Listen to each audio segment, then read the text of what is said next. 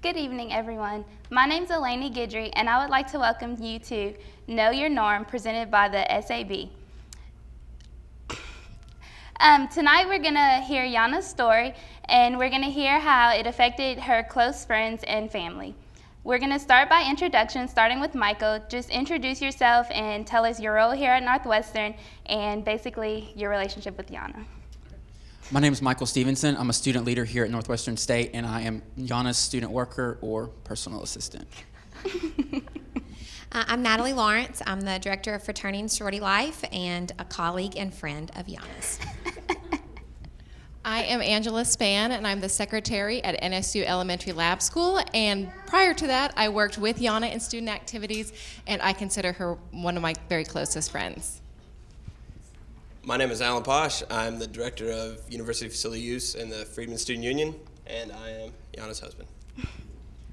And of course, I'm Yonna Pasch, and I'm a breast cancer survivor. And these are some awesome people on the panel with me, and I'm very pleased that they are here today to help share this story with you guys. Okay, so we're going to go ahead and get started. So being a woman and knowing that you should do self-examinations, like what made you go to your doctor and say, okay, something's not right? Well, actually, it started with my son, Amsden, who his 3-year-old is 3 right now. He just turned 3. And we were just sitting on the couch, and he bumped me. And it felt a little sore in my left, we're going to just say boobie.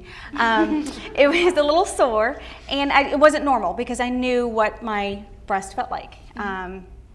And the next week, I already had an appointment with my healthcare provider anyway, because I always go every year. That's something that my mother always taught me, that I had to do that. It was something important for young women to do. And so I had an appointment the next week. And of course, I called actually the office up and said, I found this, do I need to come in earlier? But it was already the next week. So we went there, and that's where everything started. Okay, so once you went to the doctor, like, what were your emotions like? Did you ever think, oh, I might have breast cancer? Like, how did you feel when you were at the doctor? Well, whenever I was on the table, I've been very fortunate with this entire process that the doctors and the nurses from the very beginning they're just so warm and so helpful, and they're very calming, if you will. I've been very, very lucky and very fortunate. And the emotions that I was going through, it really was just kind of, okay, what do we have to do next? Like, what do we know? I don't want to jump to conclusions. I never really was that negative person, if you will. I always wanted, like, well, if it is what it is, there's nothing I could do about it now. There's enough science out there that can say what we need to do, what the next steps are, because of a lot of my friends and family would definitely know is that I am a checklist kind of a gal, and I like to know what's the next step, like, what do we do? So there really wasn't a lot of emotion at that moment, but whenever the doctor did the exam and said that I had to go and get a mammogram and an ultrasound done, that moment was kind of like, okay, that's just normal protocol. But whenever I actually went and had the mammogram and ultrasound done, the doctor had said that they would give me the results the next day. Well, the results came the same day while I was still getting dressed from having that exam. And I was by myself, and I was sitting there, and then I hear this little knock on the door, and it's the doctor and 2 nurses. And they said, Ms. Pasch, but you really need to schedule a needle biopsy. And that moment is when it hit me that, okay, this isn't just something that's there. Like, it's something that's going to be a little bit bigger than what I thought. And from that moment, I walked out. They're like, just call your healthcare provider, schedule a needle biopsy. Okay, cool. Well, I walked out, called the nurse at my doctor's office on her personal cell phone, and I said, hey, friend, hey, I need to get in as soon as possible for a needle biopsy. I really would love to do it today. Which is really unheard of, to be able to get all of that done all in one day. But that's whenever I think the good Lord was shining down and said, this is the day that you will be doing that. So as I was waiting to get clearance, if I could go to get that needle biopsy done, I actually went shopping. I know sounds weird, but us girls, we definitely love to shop. But it was the Christmas time. It was in December. So it was kind of a way for me to kind of get my mind off of it. So I drove in, went to a store and started shopping, and then I got the call saying that I could get in right now to get the needle biopsy done. And that's whenever I had to make a phone call to Alan and say, I need you to come to Alexandria. And fortunately enough, my mom-in-law and Alan drove down to Alexandria so they can drive me back, because they said if you wanted to be sedated, you could. And of course, I was like, I think I want to be sedated. And so we did that. And so my emotions at the very beginning, I know it's a long story to get that to that point, but it wasn't that first initial instinct for me. It was, okay, this ball is going, and it's going pretty quick. And now it's starting to hit me at that point. So. Okay, so Alan, when she gave you that phone call, what were your emotions? Scared, and just, like I just thought, there's no way it can't happen, and she's so healthy, we're young, active, so then so I went down. That was probably the worst day of the whole thing, but we went down, and I was still like, because the doctor still said it's probably nothing, kept saying that. Got to the doctor's office, and I'm watching them running and scurrying, and then I look at the hours, and they close at 4, and it's 6 o'clock, and I'm just like, what? This doctors don't stay late and hurry unless there's something wrong. So that was kind of, I guess, the day that we knew. I mean, we knew. It was like we didn't want. You still hold out a little bit of hope, but that was kind of the day. I mean, then we found out 3 days later, definite news, and by that point, it was. We knew. Yeah. Okay, so can you explain to us where you were when you got the confirmation, kind of what happened, and what were your thoughts then?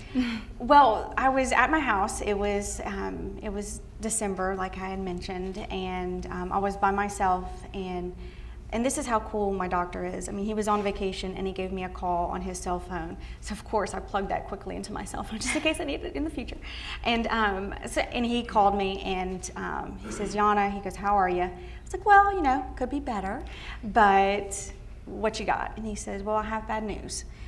You've been diagnosed with infiltrating ductal carcinoma, breast cancer. And I said, oh, really?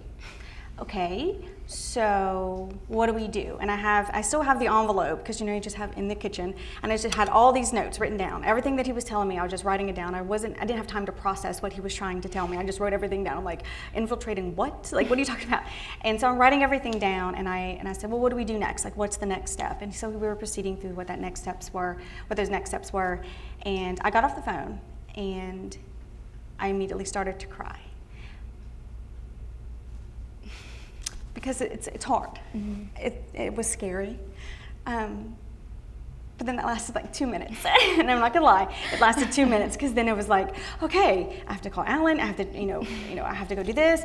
There's a lot of things that are going through your emotions. So that 2 minutes passed, and I went straight to the Susan G. Komen website, because I've been a cancer advocate for research throughout all of my life, if you will, and so I knew where to go. And so I went to the Susan G. Komen site and just started reading up on all those little notes that I had from the doctor, that what he told me, to kind of get a better idea of what this was and what was in store for me, because I was very confused. Science does intrigue me, but I don't know anything about science. So I was like, I need to get educated. And then once I did that research and I kind of breathed a little bit, then I had to call Alan.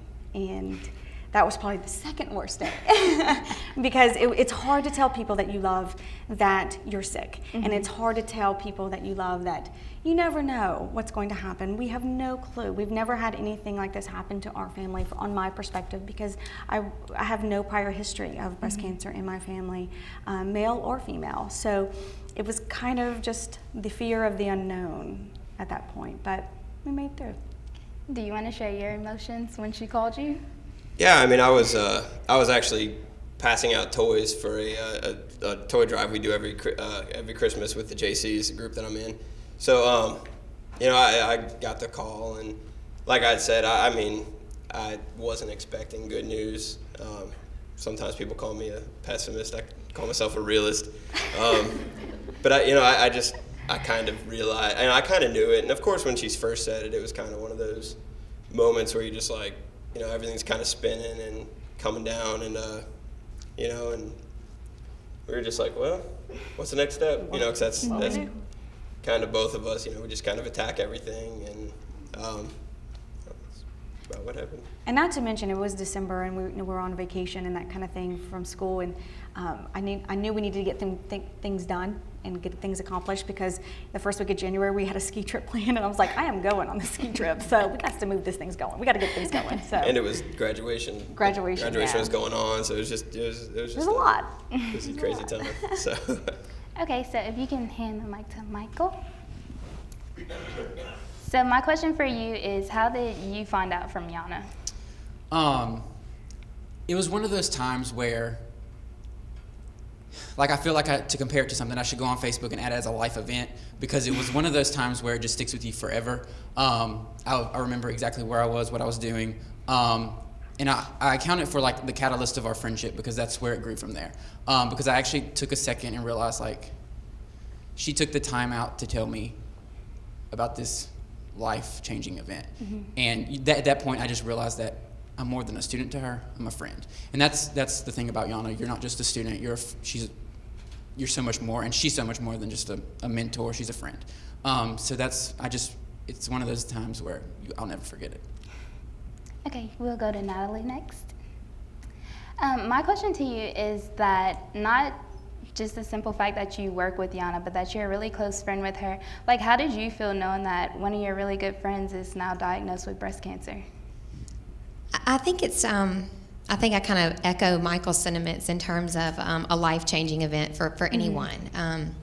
You know, Yonna and I have worked together the last 5 years. I knew Yonna prior to that in her role in student activities and even as a Greek advisor. And so we've developed a bond beyond the university. Our children, we live right down the street from one another. We like to eat dinner and cook dinner together when our husbands are off and doing other things, and having our children play together. And so being able to experience that with her and also try to be a positive cheerleader for her, I think more than anything, Yonna has been that for all of us. In a situation where you have the tendency to feel like, what do I do? What do I say? What's the right thing to do and say? Yonna, throughout this whole ordeal, if you will, has been very, it makes you feel at ease in terms of, it is what it is. And you heard her say that at the very beginning, but that's kind of been Yonna's attitude. And it is what it is. Let's move on. Let's do it. And so the discussion has not really been, here's what's happening day to day. Yonna and I was a biology major in college, and so Yonna and Alan and I kind of have an inside joke that in terms of like medical terms, they'd be like, what does that mean? You know, and so that has been kind of how we've talked about things in terms of the medical side of things. And there was kind of a poignant day in my office a few weeks ago. Yonna came to talk to me, and you talk about being friends with someone and you don't know what to say. And she came in and we were talking about something totally opposite, but being that October is Breast Cancer Awareness Month, I'd read an article in Ladies Home Journal. Yes, I'm an old lady. And it's not People Magazine or Us Weekly. But I'd read an article in Ladies Home Journal in terms of women's perspectives who had experienced breast cancer and their fight to become survivors. And some of them shared how difficult it was to get up every day and go to work and put on this happy face. And some of them shared that what will and fight they had to conquer going through that. And I thought to myself, you know, I've now asked Yonna, how are you? Mm-hmm. At the end of the day, how are you? Because she makes you feel so comfortable that sometimes it's hard for you to put two and two together. She's wearing these really cute hats, and you get how positive she is, but you know, she's not a Debbie Downer. You don't really know unless you know. And so she and I kind of had this one-on-one, and that was kind of the time when I was like, how are you? And we both just started crying. And clearly I'm a crybaby. But I think our relationship hasn't been defined by this experience, but it has certainly deepened through this experience. And I'm like Michael. You go from being a student or a colleague to somebody who you feel like is a confidant, or somebody that they can come to and know that regardless of whether we talked about it every day, because we didn't, that if she needed something, that I was there for her. We'll go to Angela next.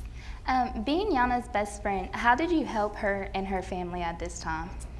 Well, at first I felt very, very helpless. As you can tell from the testimonies given, Yonna's not very helpless. She's take charge, she's very positive. There was nothing that she would have ever asked for, whether she needed it or not. But as all of her friends wanted to do, I'm sure we wanted to take care of it for her, to fix it for her, and we can't do that. And as Natalie said, she made everybody feel so comfortable and asking questions, because there was so much going on. I had a million questions, and I would feel bad that I was asking because maybe she didn't want to talk about it, or maybe she did want to talk about it and nobody else was asking her. And as close as we've been for as many years, it was never uncomfortable, but I really felt like sometimes I had to tiptoe around it, because who wants to talk about having cancer all the time? So we would get together and try to feel normal and do normal things. But of course, it always came up, and I had so many questions that I wanted to know the answers to. I was so curious.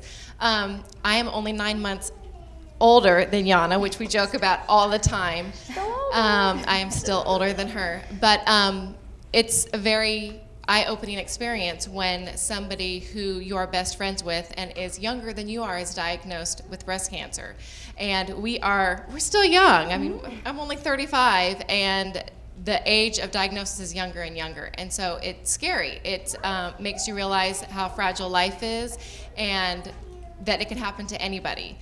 So first thing I wanted to do is, wanted to have a party, wanted to raise money. I really didn't know exactly what her needs were, and she was very fortunate that she was not, I don't think she missed a day of work aside from her doctor's visits through it, but still I felt like there was something that I had to do, otherwise I was going to go crazy. Anything that I did for Yonna, I did because I felt like I needed to do. It was more for me than it was for Yonna, so I felt like I could be part of something and part of her healing process.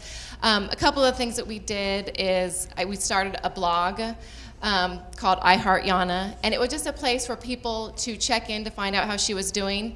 Yonna has touched lives that reach across the country. The students that have come through Northwestern, people live all over the United States, and wanted to know what was going on with her. So it was a place where she could post what was going on with her, we could ask for help, and just let people know what was going on who might not otherwise know. And that was connected through Facebook, and people were very grateful, I think, for that, just to be able to know without having to ask her. The other things that we did, we set up a meal plan where families and friends could provide meals for her on days that she had chemotherapy, and we also sold bracelets and keychains in order to raise money for her.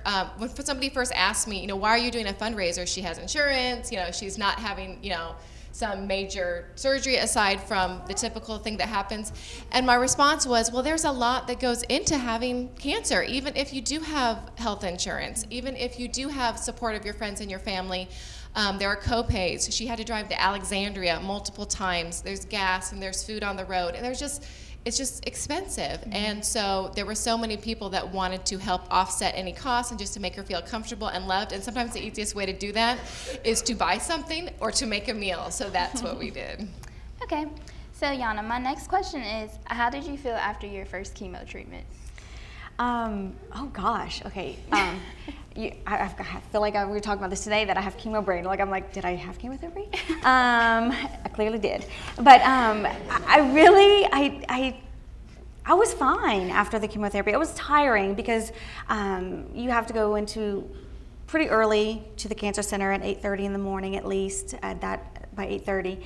And we didn't get home till usually about 3 or 4 o'clock in the afternoon because of the waiting around and the lab work that had to get done. And the first time I had to go there, I had to get a lot of baseline information done before I can actually get the chemotherapy. They had to take an echocardiogram done, they had to do an EKG, they had to take a blood work, they had to do all this stuff because there's a lot of things that can happen because of chemotherapy.